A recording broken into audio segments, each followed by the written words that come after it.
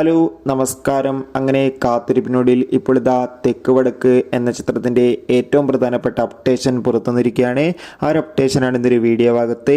വീഡിയോയിൽ മുൻപ് video like ചെയ്യാൻ വേണ്ടി ശ്രമിക്കുക.